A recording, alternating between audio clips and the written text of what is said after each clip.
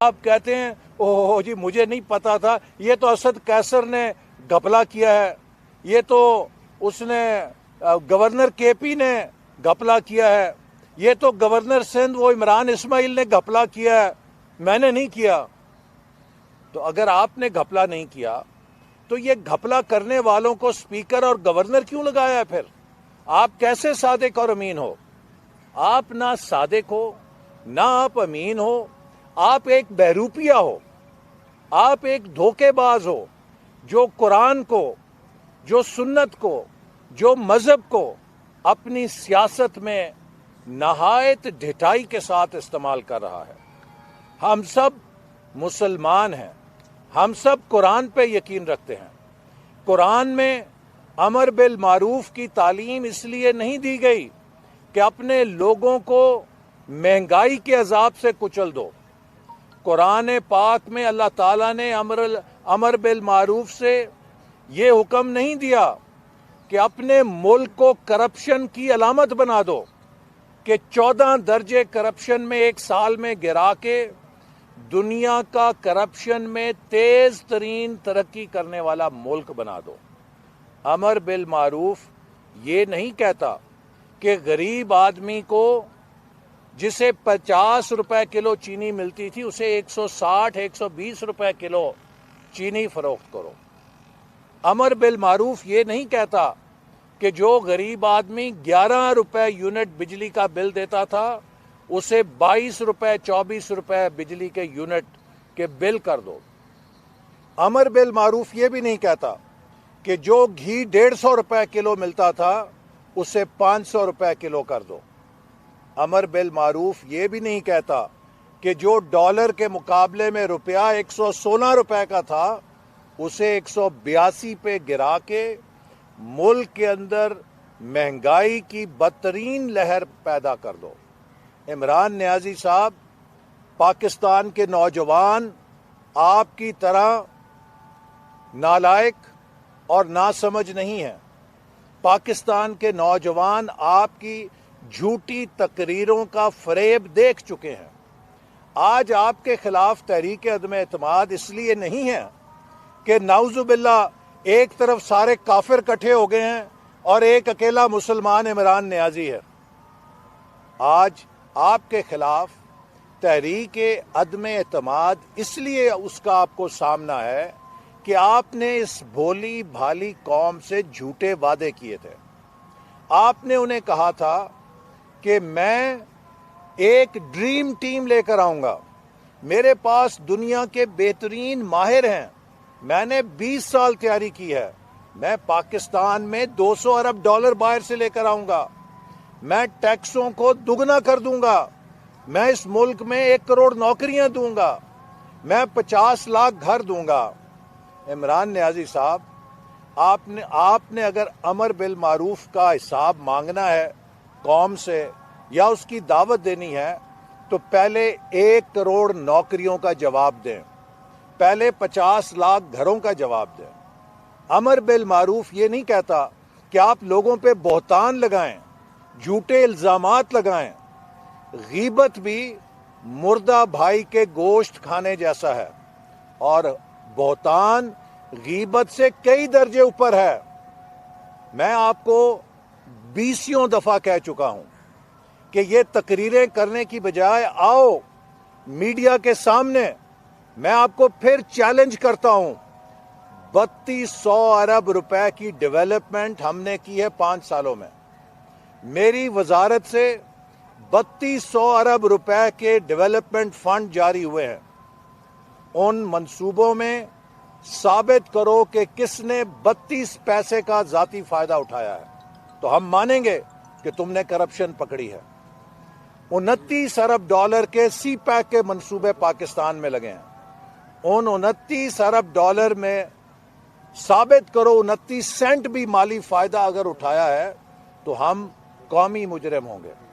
تمہارے نمبر 1 وزیر نے جو بہت چڑھ چڑھ کے بولتا ہے، 2 سال پہلے مجھ پہ 70 ارب کمیشن لینے کا ملتان سکھر موٹر وے پہ الزام لگایا تھا۔ میں 2 سال سے انتظار کر رہا ہوں کہ اس کی جی آئی ٹی کدھر گئی جس نے تحقیق کرنی تھی. سی پیک کے اس منصوبے کے اندر اگر 70 ارب روپے کا کمیشن چین نے مجھے دیا ہے تو کیا چین کے صدر سے آپ نے آج تک شکایت کی ہے؟ صرف جھوٹے الزام لگا کے آپ کردار کشی کرتے ہو. اور میں آپ کو عمران نیازی جتنے مرضی تم درس دے لو، تم نسیم حجازی کے ناول کے ہیرو بن جاؤ، لیکن جو جھوٹ تم نے بولا ہے، جو تم نے بہتان ہم پہ لگائے ہیں، جو ہماری کردار کشی کی ہے، جو ہم نے جیلوں کے اندر جھوٹے مقدمات میں راتیں کاٹی ہیں، ان ایک ایک رات کا اللہ تعالیٰ تم سے حساب لے گا.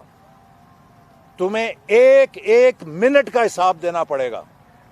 یہ نہ سمجھو کہ تم کسی ضمیر فروشی کے خلاف چیمپئن بن گئے ہو. مجھے بتاؤ عمران نیازی، جب تم پنجاب کے اندر مسلم لیگ نون کے ایم پی ایس کو پی ٹی آئی کے پٹے ڈال رہے تھے، ابھی 2-3 ہفتے پہلے لاہور میں 6 مسلم لیگ نون سے منحرف ایم پی ایس کو بلا کر فنڈز دے رہے تھے، وہ کون سی ضمیر کی آواز تھی؟ وہ کون سا ضمیر فروشی کے خلاف جہاد تھا؟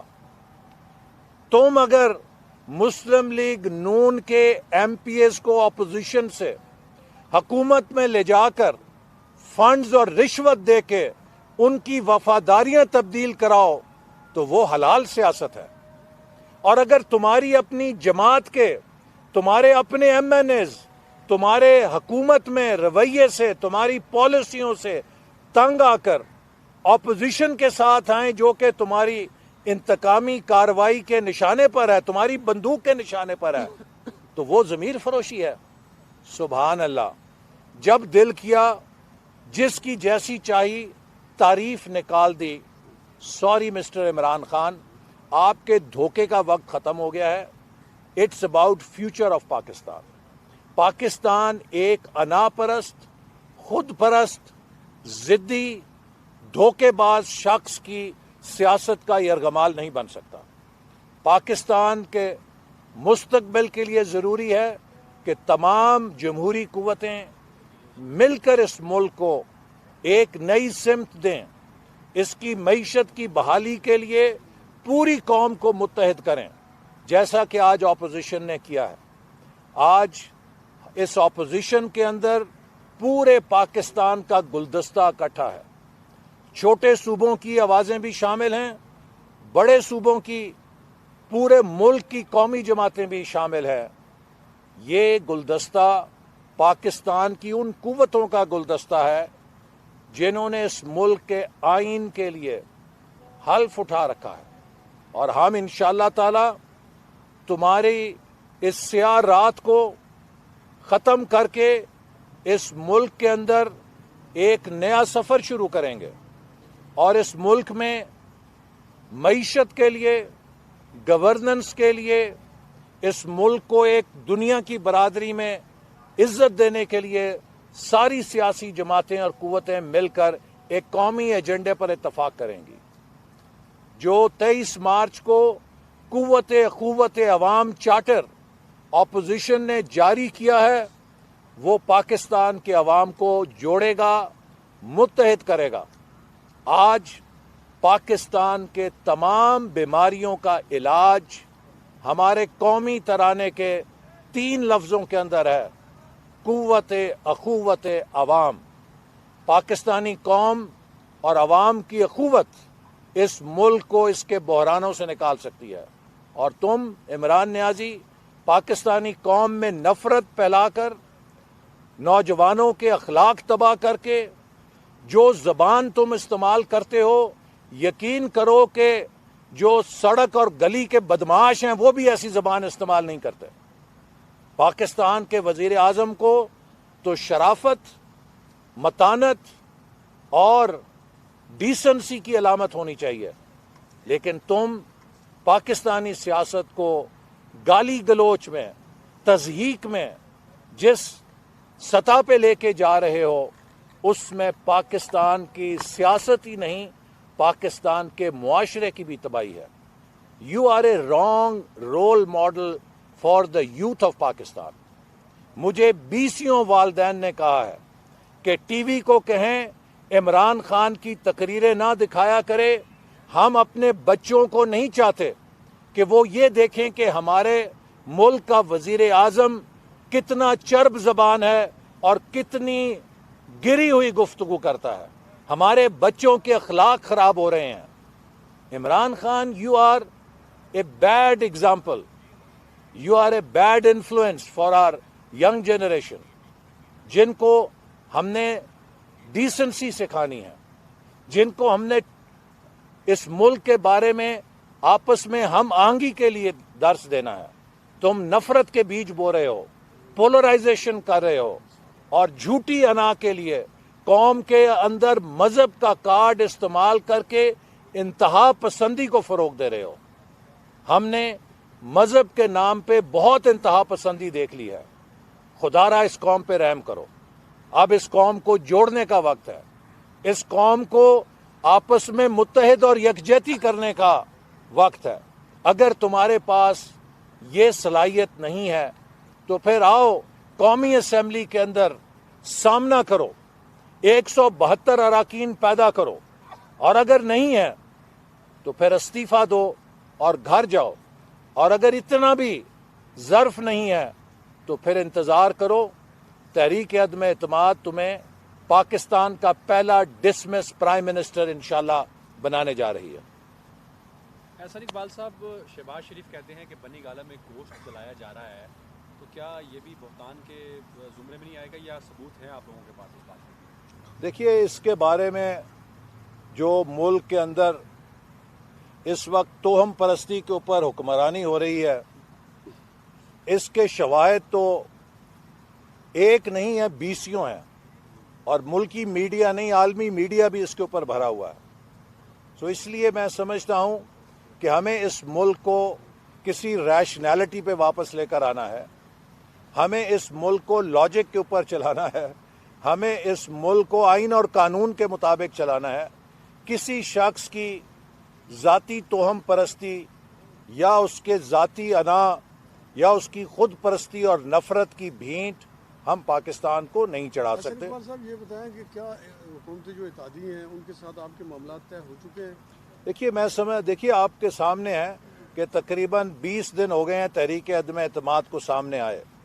ابھی تک حکومت کے ایک اتحادی نے بھی، ہر روز حکومت کے وزراء کہتے ہیں کہ صبح اتحادی ہمارے پاس لوٹ آئیں گے، لیکن اس حکومت کے خلاف عوام میں اتنی نفرت ہے کہ کوئی بھی اتحادی ابھی تک ہمت نہیں کر پا رہا کہ وہ حکومت کے لیے ہاتھ کھڑا کرے.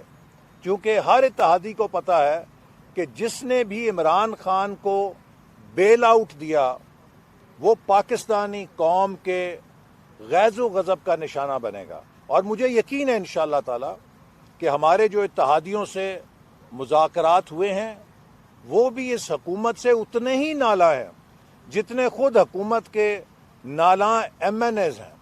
اور انشاءاللہ بہت جلد وہ اپوزیشن کے ساتھ کھڑے نظر آئیں گے. آج آپ نے قومی اسمبلی میں دیکھ لیا ہے کہ آج قومی اسمبلی کے اندر خود حکومتی وزراء کے چہرے پہ جو سوگ کا منظر تھا وہ اس بات کا ثبوت تھا کہ حکومت یہ ووٹ آف نو کانفیڈنس ہار چکی ہے. اچھا جی، احسن صاحب یہ بتائیے گا کہ آج شاہ محمود قریشی صاحب نے ایک اور پتہ پھینکا کہ 3.5 سال میں جنوبی پنجاب ان کو یاد نہیں آیا. شاہ صاحب اب اپنی سیاست بچانے کی کوشش کر رہے ہیں. میں ان سے پوچھنا چاہوں گا کہ 2.5 سال پہلے مسلم لیگ نون نے قومی اسمبلی میں بھاولپور اور جنوبی پنجاب کے صوبوں کا بل پیش کیا تھا. 2.5 سال تک ہم نے بار بار کہا کہ ہم غیر مشروط تعاون کریں گے، آؤ آ کے اس کو منظور کرو. ہماری آپ سے جنگ ہوگی دوسری چیزوں پہ، اس پہ we will offer you unconditional support. لیکن ایک دن کے لیے بھی ان کو جنوبی پنجاب کا محبت نامہ یا جو ان کے ساتھ کیا ہوا وعدہ ہے وہ یاد نہیں آیا.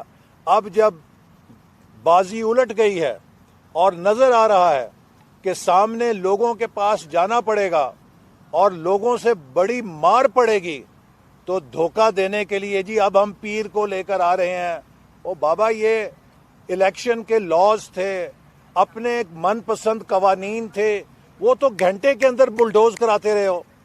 تو اگر اتنا ہی جنوبی پنجاب سے پیار تھا تو اس کو بھی بلڈوز کرا لیتے, اس کی تو ضرورت نہیں تھی. ہم آپ کو غیر مشروط تعاون دے رہے تھے تو اس کو آپ نے ڈیپ فریزر میں سرد خانے میں ڈالے رکھا, اور اب آپ دھوکہ دینے کے لیے جنوبی پنجاب کے چیمپئن بننا چاہتے ہو. سوری مسٹر قریشی, یہ گمکس, یہ ڈرامے, یہ ناٹک اب نہیں چلنے والے.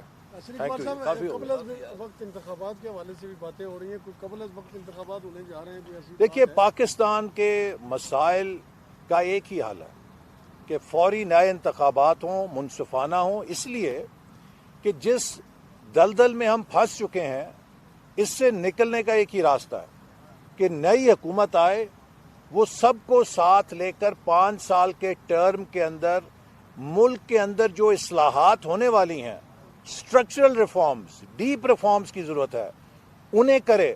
لیکن اگر آپ 6 مہینے سال کے لیے انتخابات کا انتظار کریں گے تو جو بھی حکومت ہوگی وہ سٹیٹس کو میں رہے گی, وہ کوئی اصلاحات کا ایجنڈا عمل درآمد نہیں کر سکتی.